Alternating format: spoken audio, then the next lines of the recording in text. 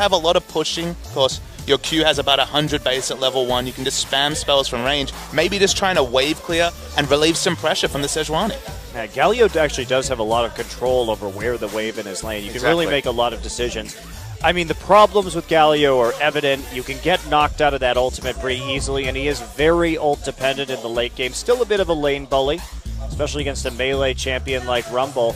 And, I mean, honestly, works pretty well with their composition. That's more speed, great kiting, great counter-engage. So we'll see how this works. It's fun that he's good at kiting, despite the fact that, of course, his primary identity is an engage mage. He's known for the flash ult. So even though you say he's ult-reliant, to me, he's even more flash-reliant than he is ult-reliant. If he doesn't have that reposition, his teamfight impact, minimal. All right, well, Galio in the top lane. Let's get into it.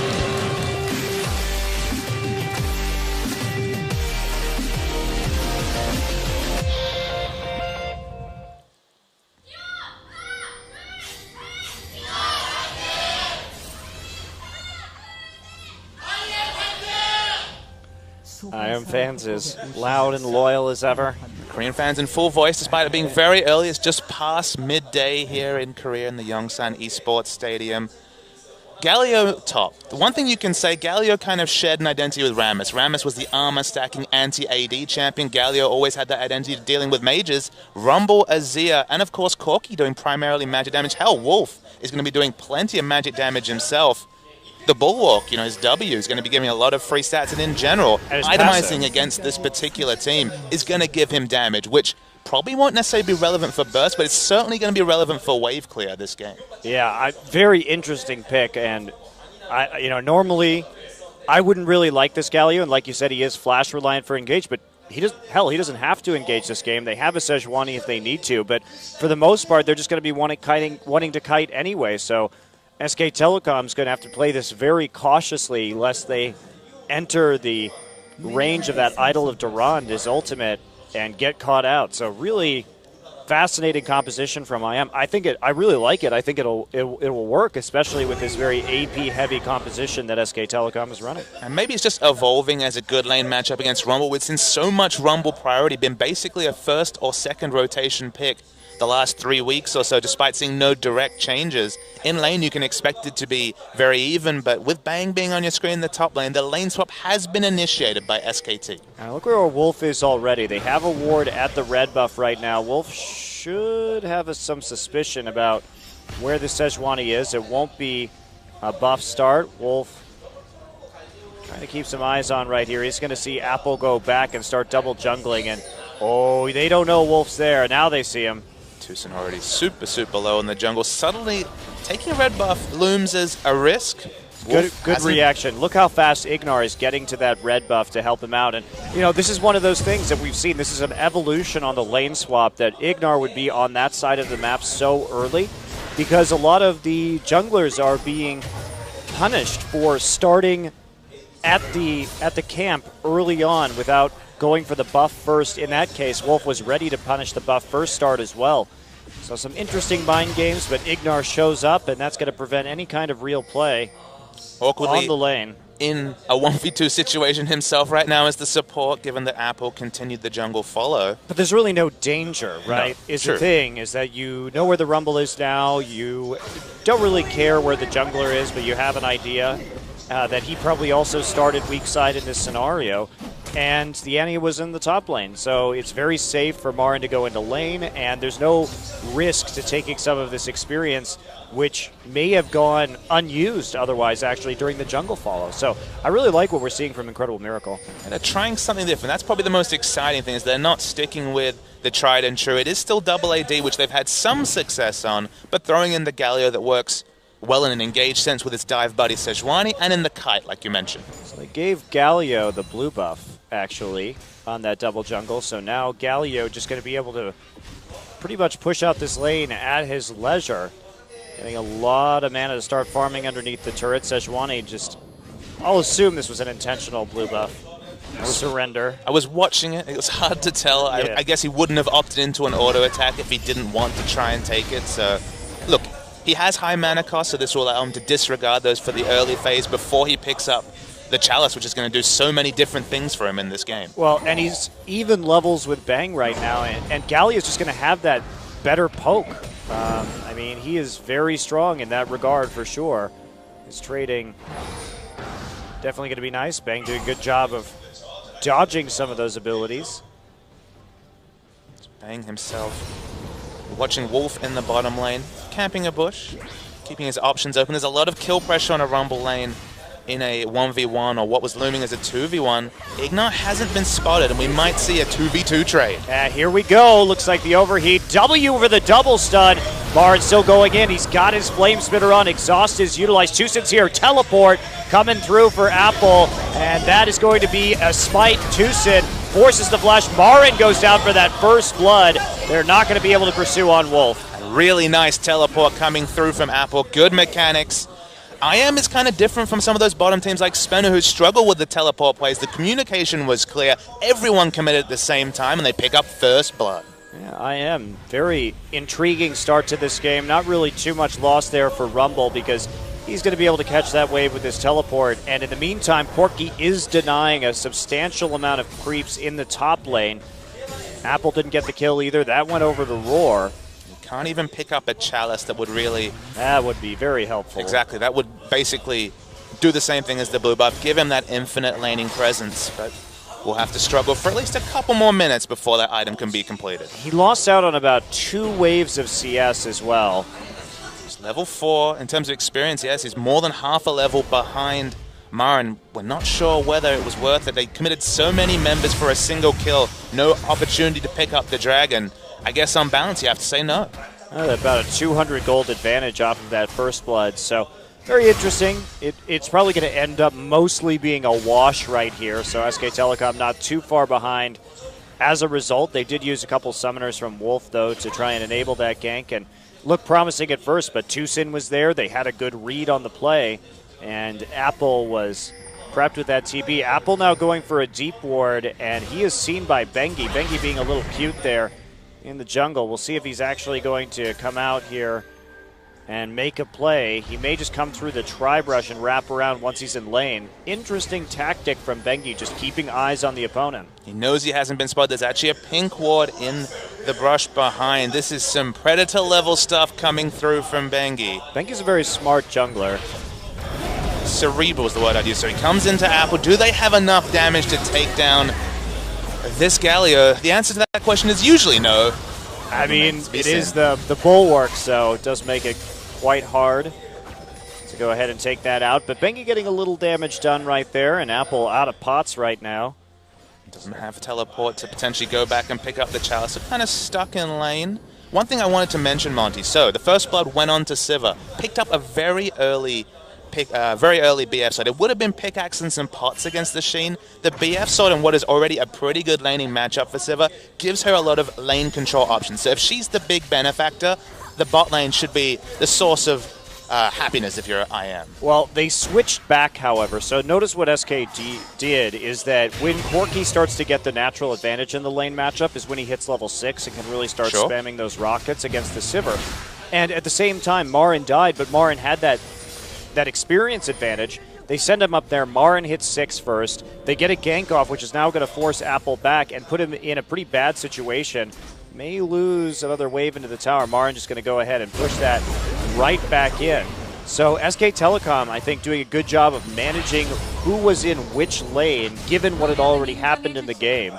Some smart assignments to each lane going down already. Tusyn's doing something that we've seen become pretty common. A lot of junglers have actually been skipping, rushing the Cinderhawk and picking up the Sightstone. When you're Sejuani and you're not really looking to be an impact in early skirmishes, outside of perhaps your Glacial Prison, picking up the Sightstone to just relieve pressure off your lanes. He's got some green wards to go along with the Sightstone as well. Has some health scaling, so it gives him some semblance of damage, but more looking to relieve pressure from Bengi than necessarily impact the skirmish. It's also a big factor because of the nerfs to Cinderhulk coming in, make that less of a worry. Just a ward going down from Bengi right there. They're checking out the blue buff. They want to chase Bengi away. They do not want it to be stolen away from Varus. He has the high mana cost. It doesn't have much weight. Oh, Bang gets it. And it's massive because I was just about to say, suddenly much harder to spam out the Qs to try and control the wave against Azir. Going to have less options in the mid. Has to back now. Has about 200 mana. And that's also bad news for Roar, who got that BF sword, and now he has to deal with a blue buff Corki in the lane.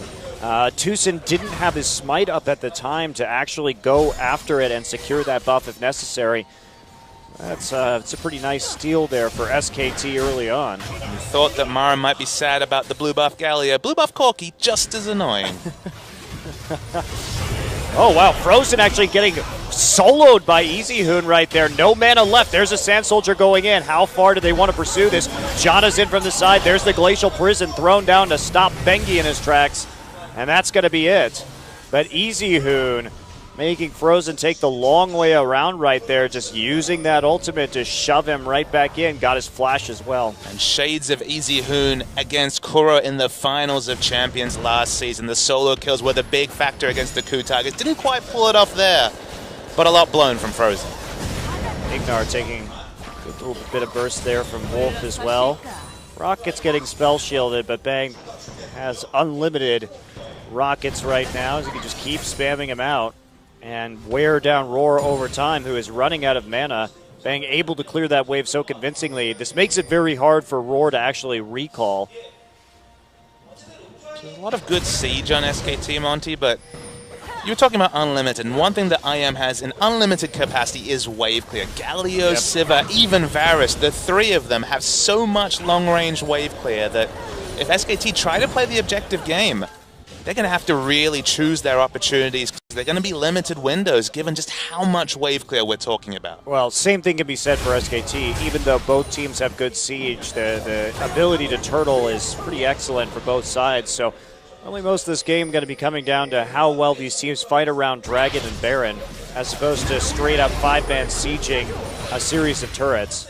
And I guess we should return to one of our pre-match talking points, prepping waves in the late game. IM have been noticeably poor at trying to set up any sort of side wave push. SKT, it's one of their strengths. So given that both teams are so even in the turtling game, you'd have to think that that macro level strategy will be the ace in the hole for SKT in the late game. Yeah, absolutely, because that just allows them to dictate the timing and the placement of those fights as well. So just to dictate in general. Yeah, indeed.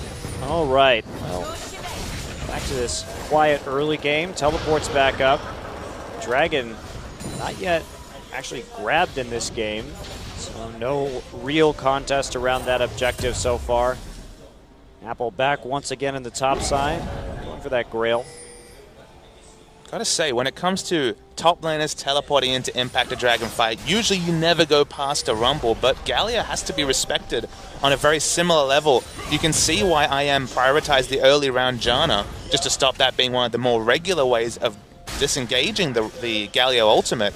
In terms of interrupts, I mean, the unburrow from Bengi could be a big factor, but if the unburrow is ever going through, they do not have a lot of interrupts left to SKT. Here we go again. EasyHoon gets the ult off Frozen, gets his off as well, but Apple's going to teleport into the mid lane right now. Tucson running around his circle. He's going to get some CC down on Amar and Bengi. The equalizer goes down. Monsoon can't quite save Tucson, and that is 2 kills as Apple will fall towards the end of that fight also. EasyHoon with another really good setup, and that's the big story here. EasyHoon has just been bullying Frozen.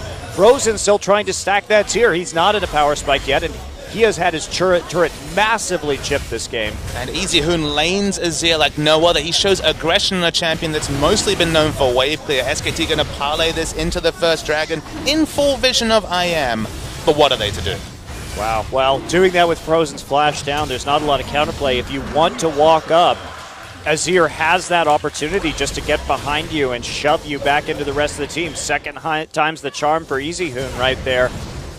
And wow, that was a surprising turnaround, but EasyHoon really the linchpin for SKT this game. They get a tower off of that, they get a dragon off of that, they get a red buff. SK Telecom just devouring this game, and look at that. The Azir Sec mechanics, beautiful. My geez, EasyHoon is just so perfect on this champion.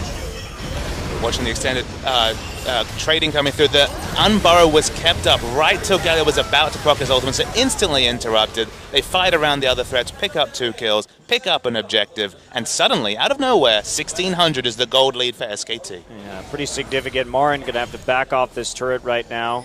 Getting a little bit scared of the possibility of Tucson as well. He should be all alone on that side of the map, and Those deep wards giving him enough information. They're going to try and take away the blue buff as well.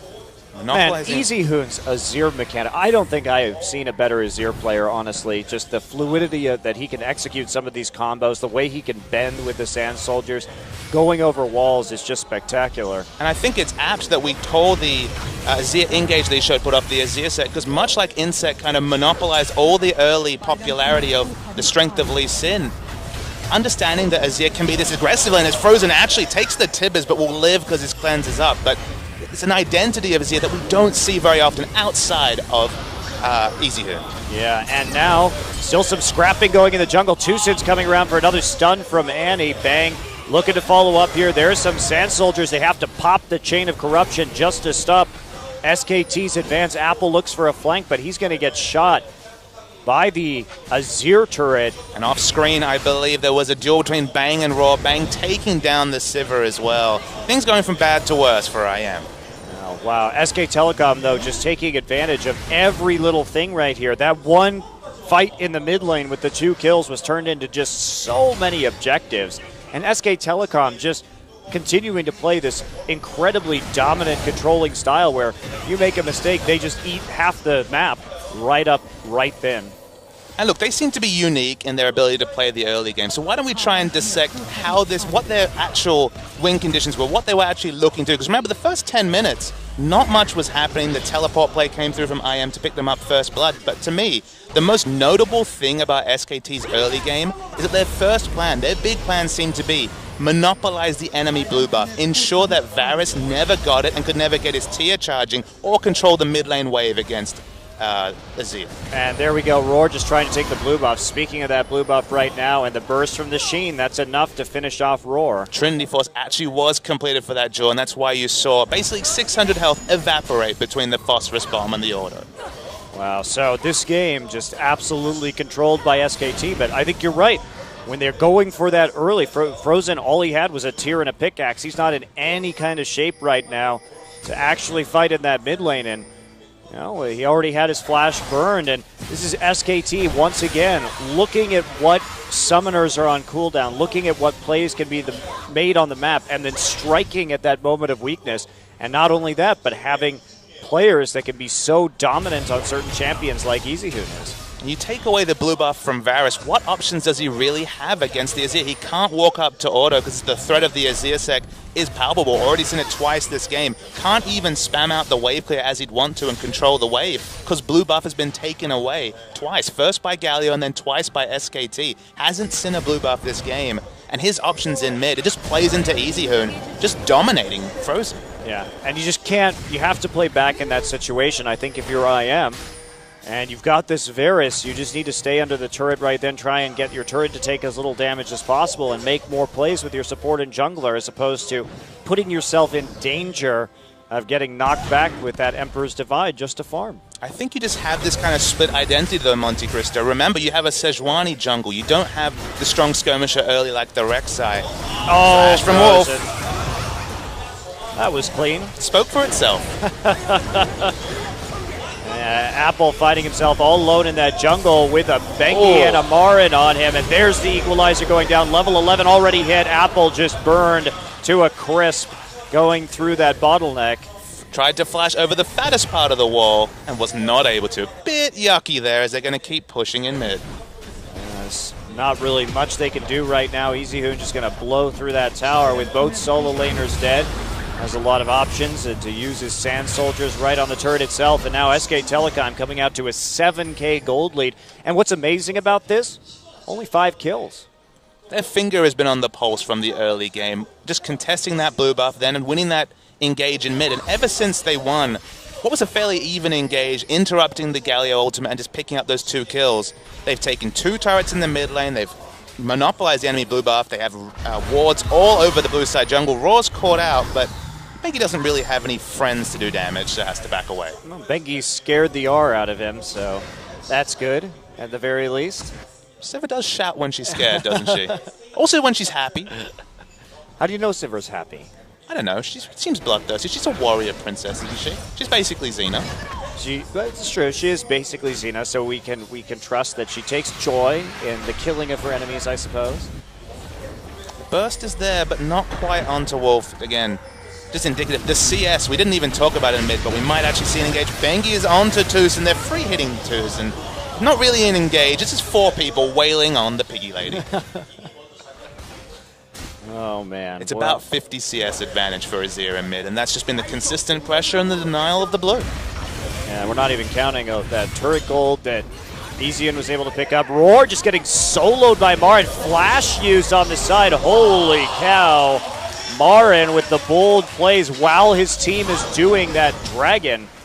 EasyHoon now moving forward, gets knocked up, gets hit by the Zephyr, but he's going to be okay. So, Monty, we see a lot of Azir and Rumble in Champions. Marin takes over games on Rumble just like EasyHoon does on the Azir. We've seen him build Deathcap. We know his aggression. He looks for the sort of kills, whereas most other Rumbles, they're just happy to be the equalizer bot in team fights. Yeah, he definitely does have that capacity to make these 1v1 plays. And it's not surprising. Marin as a player, he came up when he first came onto the scene as a pro player.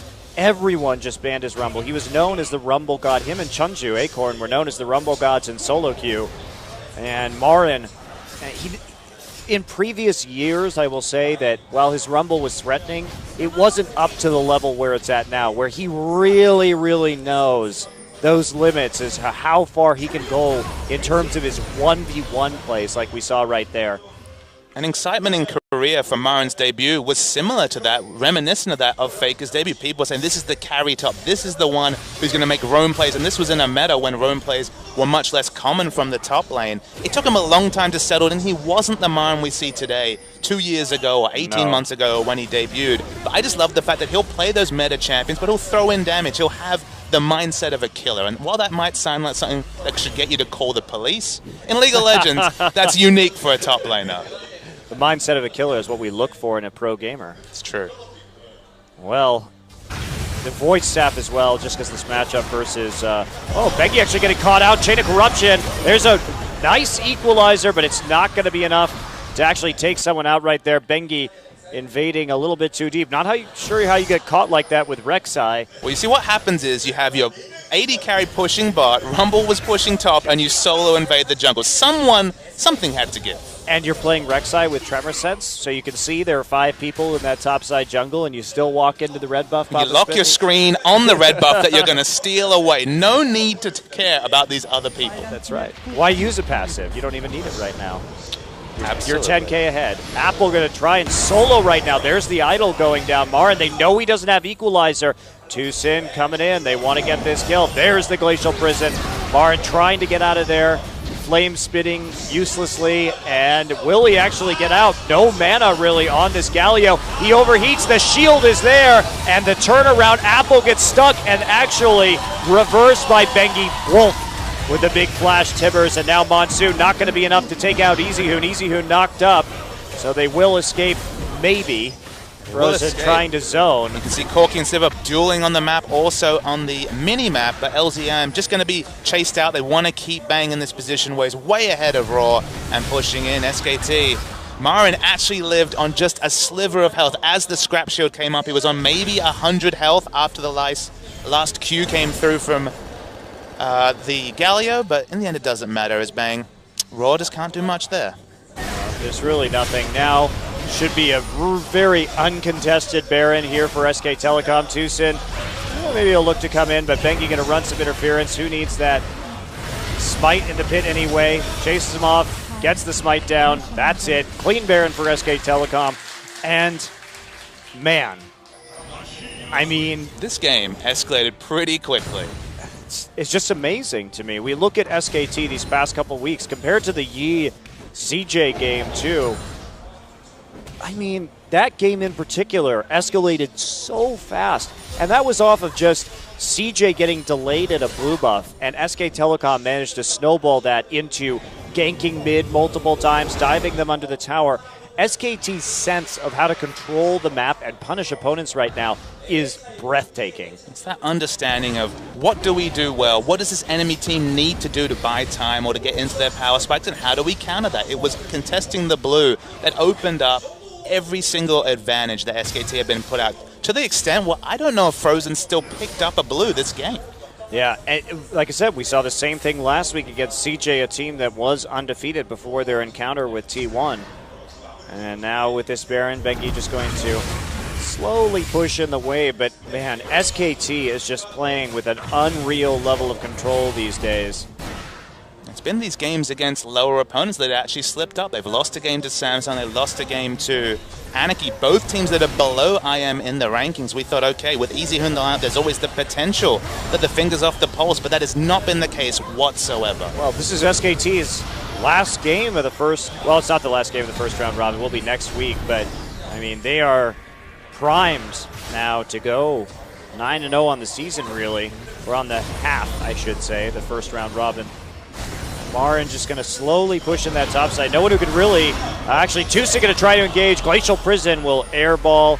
Now the TP canceled by Marin actually in that top side. Instead decides to go for this tier 2 turret instead. Easy Hoon on pushing duty in the mid lane, and they'll be able to set up a nice siege with the Azir passive once it comes around. All these minion waves are going to be pushed up. At minimum, they can pick up an uncontested dragon because all the minion waves are going to be pushing in so aggressive. Chain of Corruptions misses.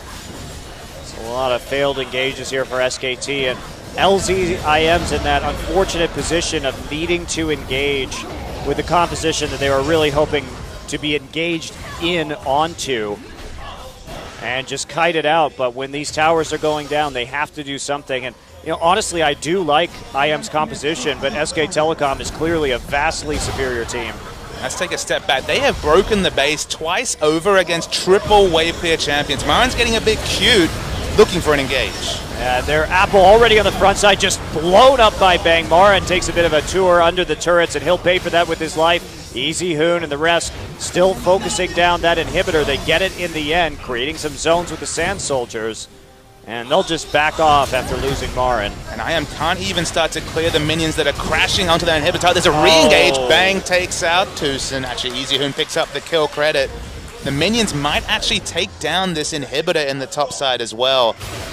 It's crazy. They've broken the base at 25 minutes against Galio, Varus, and Sivir, but that's the power of Baron buff and just smart split pushing and use of resources. Yeah, even though this Varus has managed to get into a point where he has that Manamune, still no Muramana yet at 26 minutes. That's actually huge. That should have been done 3 minutes ago. And of course, what's the big reason for that, Monty? No blue buff. No blue buff, and also just not enough time being able to be in lane and farming. Look at that CS difference. Varus just hasn't been able to get very many abilities off, honestly, over the course of this game. And just remember that it's all about the Q. That's how you charge up the Manamune if you're Varus. It was all facilitated by changing the cooldown from after the arrow came out rather than at the start of the charge. So because it's the start of the charge, you do see the potential for mid Varus, but without the blue, it's about 130. I think it has over 100 mana cost. His mana pool is actually very shallow. He needs to build up that tier, not just for the Muramana, but just for the flat mana. And without blue buff, it's just not a viable way to get through the laning phase. Yeah, I just can't believe how late that Muramana is in this particular game. Wish our observer would hover over. I'm guessing it's probably at the 650 range, but yeah, it should be very close right now. Even with the blue buff delays, this is pretty extreme to have it nearly 5 minutes late now. But he has 226 CS. It's not like he's been denied from minions. He just literally can't charge it up fast enough. I don't know, Papa. It's 28 minutes, 226 compared to Easy Hoon's right now is not looking particularly good. They're still trying to defend this inhibitor in the top side. And that'll be some poke going down. Marin just trying to keep those minion waves nice up and tight next to the Nexus turrets. And although this is a very nice kite comp when you're playing the objective game, in this situation it's only engage. And will we see, in fact, the engage is from Easy Hoon. And there's the equalizer, just heard it in right there. Bang with the rockets around the side. Easy Hoon gets the kill onto Galio, but what a setup right there. Basically just corralling everybody in with the equalizer for the quick kill. The super minions come through. SKT, Bang and Wolf are pretty low. They actually use the heal just for a bit of extra health. They want to end the game now. They do. They keep pushing forward. Roar easily poked off the Nexus. Marin and Easy Hoon just providing that zone presence around the side, trying to keep people in the fountain. This is definitely a you shall not pass situation. IM prison in their own fountain. Purgatory, it feels like, in this particular game. Well, there's the last inhibitor. SKT really on a roll right now, still under 30 minutes into this one. Murmot is done. Hooray! Hooray! He's got his item built. He has all the armor penetration completed. It's a moot point. They need to team fight, but they're 15,000 gold behind. This comp really just has to go in. It's got Galio Flash Ultimate, Sejuani with the Glacial Prison. If you are playing the objective play in an even game, kiting backwards is a very realistic option, but yeah, none of those factors mean anything. Exactly, that's the thing, is that it's not like they've been comprehensively outpicked. They've just been outplayed. Yeah. Oh my. Goodbye, Ignar. Oh, actually gets hit by the Chain of Corruption right there. There's an equalizer, but Frozen going to get dunked by the Wolf. Bang combination on top of that equalizer. Thought they might be able to make a play right there to follow up, but they were wrong, and now 2 waves of super minions going to crash in. Yeah, that's going to be it. SK Telecom just looking absolutely stellar this game. What a performance. What a closure to this game, even though IM had some shots. Bang just going to pop the QSS right there. No really harm coming from the Glacial Prison, and that's it. Focused out onto the Nexus. Apple ults, but no one gets into the fountain. And that's GG. SK Telecom goes up 1-0. A very one-sided 30-minute game, but for 10 minutes it was fairly even until it felt like SKT turned on the style. They decided, okay, fighting at blue buff is our win condition. Parlayed that into a nice skirmish in mid and never looked back. Yeah, very impressive. Just the control too, and so much of that was based around Easy Hun's 0 performance and the fact that he managed to win lane so hard as well as get